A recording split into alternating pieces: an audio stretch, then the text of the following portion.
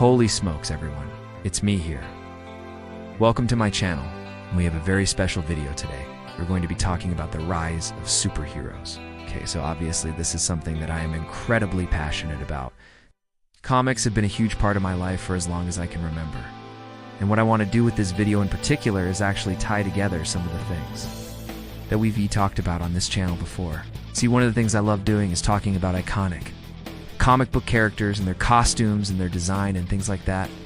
But I've also done a lot of videos about comic book villains. I've even done some videos about comic book sidekicks. And we've also talked quite a bit about the history of comics as a medium as well. So what I thought I would do today is sort of tie all those things together and talk about how we got from the golden age of comics to today with the massive superhero icons that we know and love today. Let's do it. Okay, so let's start right at the beginning, shall we? One of the things that I've talked about before on this channel is the importance of the golden age of comics, specifically Superman's early adventures in the Action Comics series. I've discussed before how groundbreaking the cover of Action Comics #1 was when it hit newsstands in 1938. That cover, featuring Superman fighting a criminal with the Daily Planet building in the background, established so much of what we associate with Superman today, including the iconic red trunks. I've also talked about how Action Comics #1 helped establish the concept of the superhero. In the years since then, we've seen so many different types of heroes and heroines come into the comic book world, but Superman showed the public what would become a very familiar formula of a hero, with incredible powers fighting for truth and justice.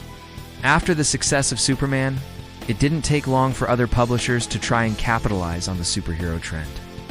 Batman debuted just a few months after Superman in Detective Comics #27. And the amazing thing about Batman is that he is essentially the opposite of Superman. He has no superpowers. Instead, he relies on his detective skills and his fighting prowess. What Batman lacks in super strength, though, he makes up for in cool gadgets and vehicles.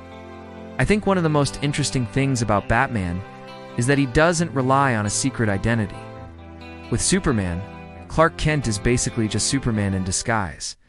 I mean, you can tell it's him under that ridiculous hat and glasses.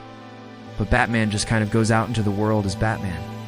There are definitely some interesting parallels there to be explored, which is why I'm excited to see what Matt Reeves does with the Batman.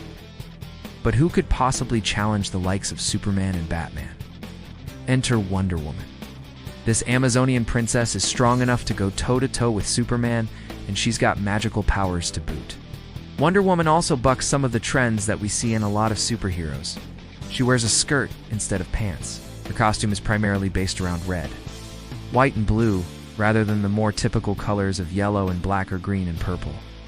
And her primary weapon is a magical lasso that compels the truth out of anyone who is caught in its coils. Wonder Woman was a huge addition to the pantheon of heroes and paved the way for even more heroes and heroines to join the fight for good. And speaking of heroines, let's talk about one of my favorites, Catwoman. Now, if we're being honest here, Catwoman is probably more famous for her romantic entanglements with Batman than anything else. But that doesn't mean she isn't an iconic character in her own right.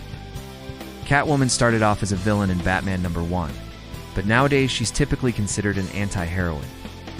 I really enjoy stories where she has to fight with Batman to do what she thinks is right, even if it means going against the law.